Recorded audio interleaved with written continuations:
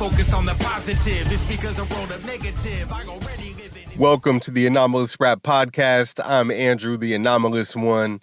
Today, I want to talk about something I've been thinking about for a long time. I think I have it mostly worked out, so I'm going to explain and I guess we'll find out. Here's how I see it. Electricity is a form of energy. It's generated, stored, transferred. We plug our devices into an energy source, whether that's the generator itself or a battery, and we draw what we need from it. Batteries allow our devices to be mobile, but when the batteries get low, our devices begin to malfunction, eventually shutting down completely until recharged. And many of us monitor our device's battery level regularly throughout the day so that we can maintain a charge without losing connectivity. Now, humans aren't much different. Like our devices, we also run on stored energy. When we're drained, we don't function right. When we're empty, we shut down until we recharge. But unlike our mobile devices, many of us rarely check our own battery meter. And even when we do, we still push past our limits instead of pausing to recharge. It's crazy that we understand how to care for our phones better than we understand how to care for ourselves. I suppose that in order to monitor and maintain our own energy, we need to first understand where it comes from and where it goes. For both devices and humans, energy transfer happens through connections. And we connect to each other in a couple of primary ways: attention and presence. Giving someone your attention is like giving them access to your power outlet. It allows connection, allows them to plug into you as a source of energy. Physical presence, that functions as a wireless connection. If you get close enough to an energy source or energy drain, a connection will form whether you're paying attention to it or not. In all cases, a circuit completes. Energy starts to move. The direction depends on what you're plugged into or what is plugged into us. Negativity drains, positivity replenishes.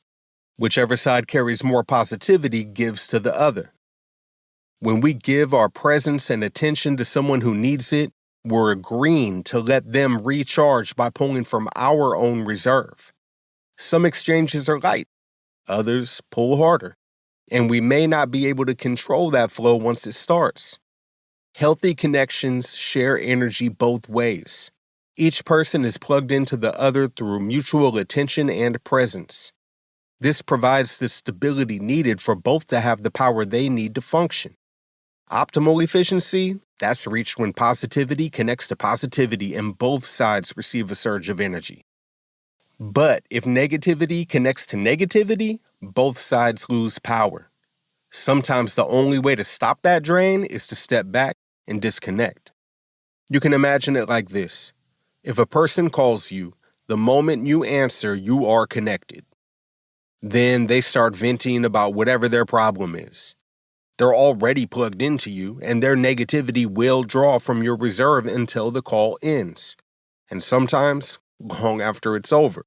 Of course, this assumes that you had reserves in the first place. If you were already running low and had no charge to offer, both of you would likely leave the call with less energy than you each started with.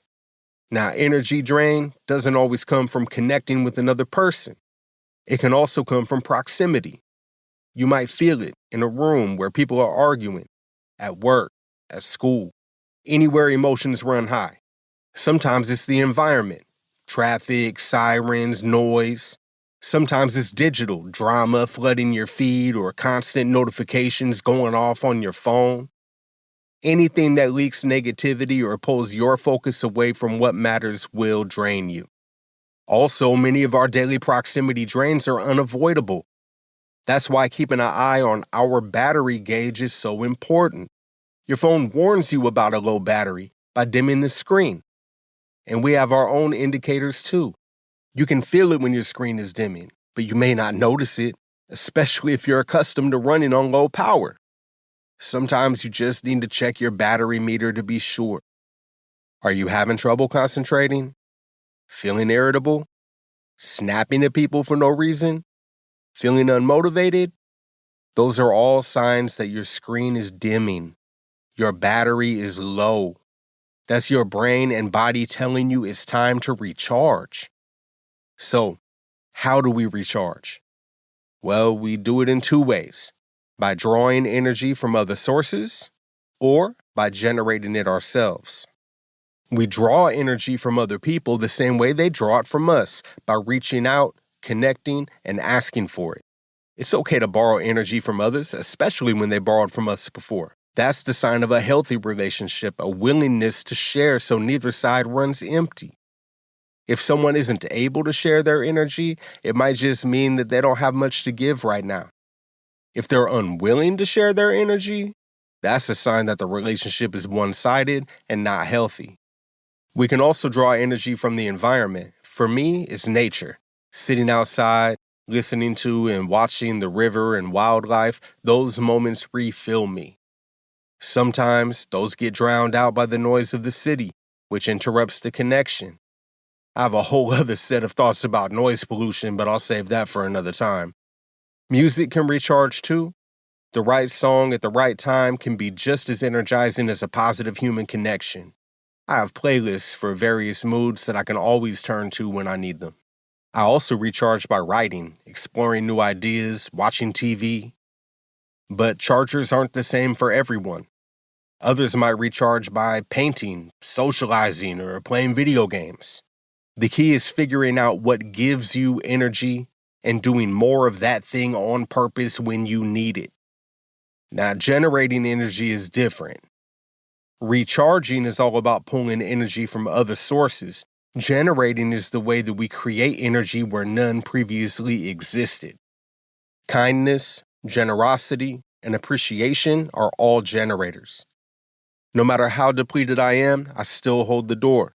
I still say thank you. I still give compliments. And each of those acts generates a micro energy boost. When appreciation flows back, it doubles the effect. Mindset is another powerful generator. Reframing barriers as solvable puzzles. Focusing on what's going right instead of what's going wrong. The reality is that positives and negatives will always coexist in our lives and minds. As we already discussed, paying attention to something or someone creates a connection, and every connection transfers energy. Plus, we get more of what we pay attention to. So if we focus on the negatives in our lives, we become the source of our own energy drain.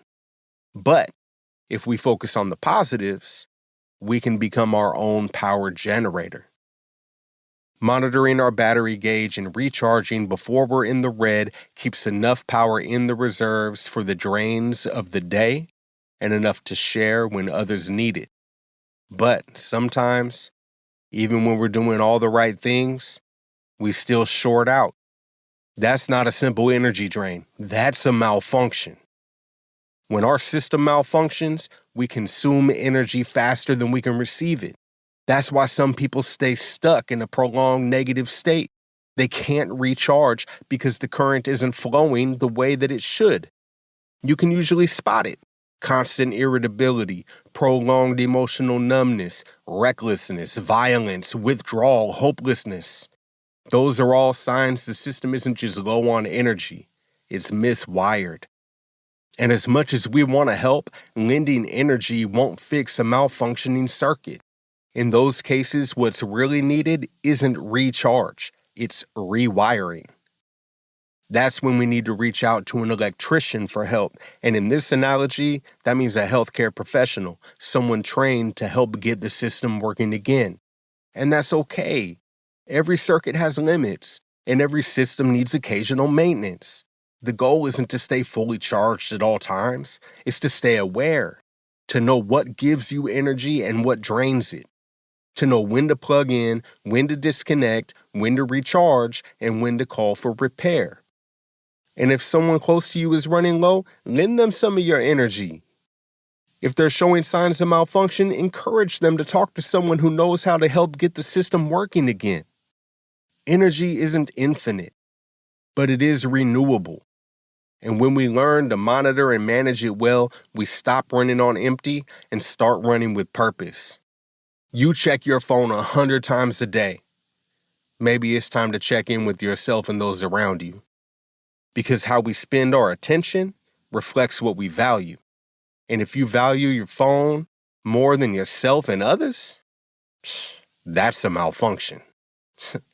Okay, let me stop before I go off on a tangent about values. I'll save that for another day. And what was the other one? Oh, yeah, noise pollution. I'm going to circle back to that too. Anyways, those are my thoughts about energy exchange. I'm curious what you all think about this concept.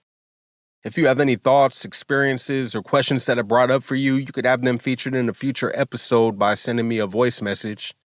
Head over to anomalousraparchive.com for more info on that. I'll leave a link in the show notes. Until then, I just want to say I appreciate you being here, and thank you for listening. I speak with intention, move with integrity. I guarantee the road isn't ready for me, never will be. I live my convictions, think independently, and demonstrate the change I've been waiting to see. You wait and see. I speak with intention, move with integrity. I guarantee the road isn't ready for me, never will be. I live my convictions, think independently, and demonstrate the change I've been waiting to see. You wait and see.